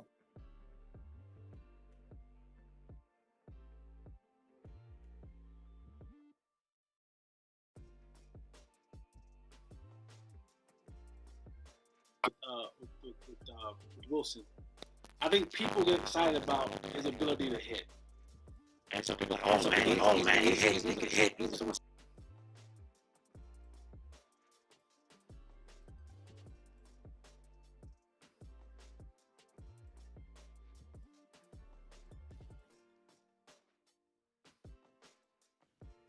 He will be exposed. The days of the Bob Sanders coming down and thumping people are dead, fellas. Are dead. And He said Bob Sanders. Your football team. And if you are not covering, if you're not rangy, and I mean, when I mean rangy, I mean Ty Matthews, I mean Mika Fitzpatrick. If you're not that kind of safety, the thumpers are no longer prevalent anymore in this league because we don't play in that type of league anymore. And what it's going to cost you is a 15-yard penalty, which we've seen a couple times in his short starting career for unnecessary roughness or targeting or whatever you want to call it. And there were a lot of plays this year where he was beat in coverage. Now, that could be communication. That could be whatever it may, communication, signaling not getting right, guys not being able to talk it out. But the thing about Wilson is he has to get better in coverage. Yep. If you can't cover at safety, you're no good to me. Yeah, we get a thumping hit every now and again. You may draw the ball loose. Cool. But if you're giving up big plays over your head, you know, I see people in the text saying, "Oh, Jamal Adams can't cover to save his life." That's why Jamal Adams has 9 sacks. He's a linebacker. He's a linebacker. He plays 70% of the time around the line of scrimmage. So I will agree. So what it sounds like you're saying is, and you're right, you need to be able to cover in this league, and you absolutely need to be able to do that. But if you have that wart, then what I need you to be able to do, and this is why Jamal Adams is Jamal Adams, is to do something else at a very high level for me to have you out on that field. And what isn't they literally designed their defense around Jamal Adams. Yeah, I don't want to compare him to Jamal. I'm just saying that's why Jamal can get away with not being a great cover safety is because they allow him to do other things that he's been very great at. But what I'm saying with Donovan Wilson, so far, young career, I still think he has the ability to get better in coverage. But that's one of the things, if you look at our film sessions and things with Donovan, we always say he's got to get better in coverage. Right. But you have to play more so you can understand how to do that at the safety position because it's not the same at corner. Nonetheless, right now, the reason why I think a lot of Cowboys Nation is excited about him, if you can remove yourself from just the, he can hit thing, right? Because he can lay the wood. The ball seems to find Donovan Wilson. And in Dallas, the ball don't seem to find nobody at the safety position over the last decade. So if Donovan Wilson can't be an elite cover guy, then I just need you, Dono, to at least be a C. Be average at coveraging. As long as you're continuing to get that ball, because I believe he's responsible for something like, and I could be wrong, y'all, 5 or 6 turnovers in regards to fumble recoveries, forced fumbles, and interceptions. That would be the most that a Cowboys safety has had since maybe Barry Church. So that's a long time. So that's how I look at Donovan Wilson. A work in progress for sure. Okay. But he has some traits and some playmaking ability to him that I can say, okay, maybe if I utilize him in that manner and then pair him with that coverage guy you so covet, Jesse, and everyone really covets back there, maybe I could work with that. But you really had me thinking here because you said that era of those guys are done. So I'm thinking in my head, no Cam Chancellor. No Bob Sanders anymore. No offense to Sean. Sean did everything. Rest in peace of Sean Taylor. But that physical type of presence, it's just, I'm like, damn. And I could be wrong. I'm off the top of my head, I can't think of the Cam Chancellor types anymore. And y'all let me know in the chat. You let me know, Jesse, how many of those are running around now? I'm having a hard time thinking of that. This is what I'm going to say to this. I feel like if you get a dog free safety, it's going to make Donovan Wilson better. And I feel like he is a little versatile. I don't think his strong suit is coverage. But I will say this, he played 379 snaps at free safety, and he played 220 in the box. Isn't that out of necessity, though, James? But I'm just saying it shows that he can be versatile with it. I'm not saying he's a dog in coverage, but I do feel like if you get a really good free safety, it's going to make Donovan Wilson even better. Right. Because now what you do is to exactly what Sky was saying. Because now I have somebody that can back there can cover. Now I can say, okay, Donovan, you do these things very well. I feel like do what he does best. Get me a guy where he ain't got to worry about that and let him do his best thing. Go ahead, what do you think about that, Jesse? But before Jesse go, but at minimum, I think that you can get out of Donovan Wilson, and I'm glad that you mentioned this guy, Barry Church. If Donovan Wilson can at least get to the coverage range of a Barry Church, and if he can continue to hit like a J.J. Wilcox, maybe you have somebody in between those two. Don't mention his damn name. Trust me, Donovan Wilson can take better angles and coverage better than J.J. Wilcox. But I'm talking about that hit element that Donovan Wilson brings to the table is very similar. That surprise, I'm here, type of hit. And we saw how beneficial that was when we had a guy like a J.J. Wilcox who took Odell Beckham out of the game one time. And he did the exact same thing against Minnesota. He took that running back kind of like out of the game. So if we can get that out of Donovan Wilson and pair him up, maybe if the Joneses go out there and finally put some investments in safety, bring in a Justin Simmons, or go out there and draft a safety, maybe we can see a better secondary as it relates to the middle of the field. And I look at, because a lot of times you build your team on how to win your division. Facts. The team is kind of built on how can we win and dominate our division. And I start looking at a guy like Donovan, and what the Cowboys will have to face in the next couple of years, right? You got Thomas, who's down there at Washington. He's coming along as a big, physical kind of playmaking tight end. You got Evan Ingram. I mean, he can run, he can play. He can't catch to save his life at times. Then Philadelphia is probably going to bring in another receiver / tight end. They might go get the Kyle Pitts kid from Florida. Imagine having to deal with a guy like that, and you don't have the proper cover safety to go out there and cover him, right? So it's like, and that's the big thing for the Cowboys. It's how can I get that back end support? How can I get the back end support? And now I got to figure out how I can get, Diggs is going to be here, but between J. Lou and Cheeto and Brown, where am I going to find all these guys? Because I need guys that can cover. So this is a passing league where we used to have one or two quarterbacks throw for 4,900, 5,000 yards. We got 5 or 6 of them now. Right, everything now, all the numbers are way through the roof. The scoring is up. The points per game is up. Everything is up. And it's because it's become a passing league. And so now you look at, Daniel Jones, he may get better in the next year. I don't know what they're going to do in Washington as far as a quarterback. Hell, Jesse. We're going to do a quarterback in Philadelphia. But it's going to be a passing league. So you got to be able to go out there and defend not only outside, but also control the middle of the field with that safety. If you plan on getting further than just winning your division, you're going to have to deal with the Russell Wilsons, the Patrick Mahomes, the Josh Allens now, the Aaron Rodgers. Heck, this year would have been Tom Brady, but it won't be for long. But you get the trend, right? You're going to have to deal with likely a passing quarterback who can throw that rock. It's a very fascinating conversation. It's because as a fan, right, we've been all on the Donovan train lately, and we all mostly believe that, hey, he can be a cornerstone type of guy if he improves in certain areas. But to hear it from your perspective really got me thinking, like, yeah, I mean, he basically is more of a umper type of guy. It's true, because you can put on the tape. You don't want Donovan Wilson in coverage, manned up on anyone. Right now, I don't think he's great in zone because he gets lost a little bit, but that's something that you hope he can improve on. Right, man. But how much time do you need him to improve on that? You need to improve and so my next part about that is the Cowboys need to stop playing that safety. # stop playing.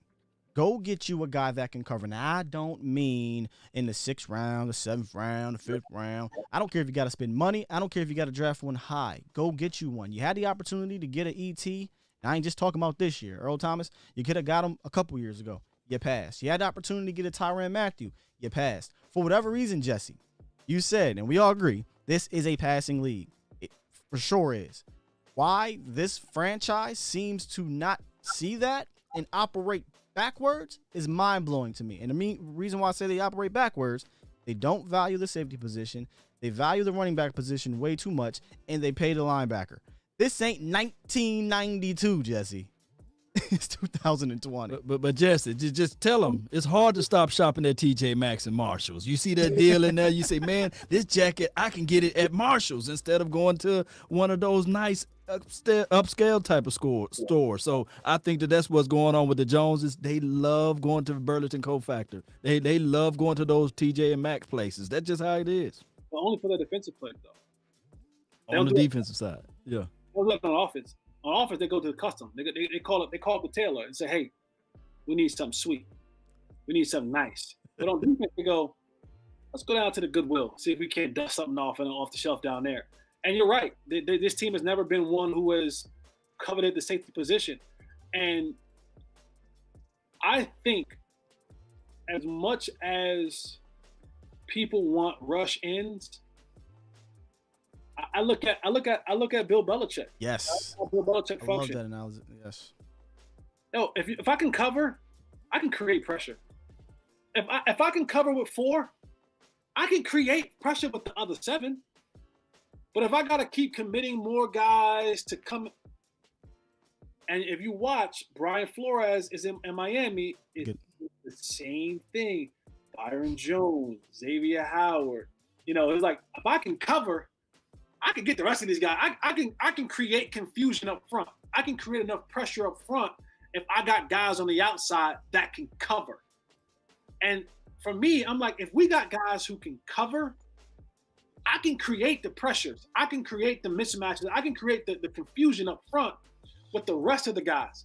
But I need to be able to say, yo, y'all two on the island out there, or hey, you on the island, these other guys, I'm gonna have, and to actually be able to cover. The Cowboys haven't done that, and thinking backward, they're thinking, well, I'll just keep trying to create pressure with the guys up front. And quarterbacks now, again, the league is so, the ball's coming out in 2.5 seconds. And they're not even really putting an emphasis on the guys up front. They shopping at Walmart. Oh, no offense to Walmart. They shopping at, the dollar store up there too. Jeremy Menzies, and you know what I'm saying? And Nick Hayden's and you see the defense. There's no emphasis put up there, guys. There really isn't. They went and tried to get the Taco Charlton in the first round. That ain't work out. And they paid DeMarcus Lawrence, who was their biggest hit. But if you really, really think about it, they're not putting any real emphasis on the back end or the front end of the defense. Like you said, everything's going towards the offense, because I feel like they feel like the offense, you're going to a big ball, a nice ball. So I got to get, like you said, go to the tailor and get suited and booted. Whereas the defense, they going out at night and they putting on that overnight gear, with the slides and the hoodie and the sweatpants. They ain't worried about what they look like because they know they're going to get it. You know what I'm saying? So I feel like that's what they're doing on defense. They don't really care what it look like because their offense is going to score 40 points. That's the hopes. Crazy, man. And you got me going down that defense. Now we're going to talk about everybody, but I'm going to put a pin in it. Put a pin. I'm going to put a pin in it. Going to put a pin in it, man. Hey, Jesse, real quick, man, how did Jesse's holiday? Holley's helping hand. I always get all the majors. Holley's help. How was that this year, man? It's fantastic, man. Thank you for bringing that up. Thank you to all those you guys who donated, all the listeners who have donated, man. It was fantastic. It was different this year.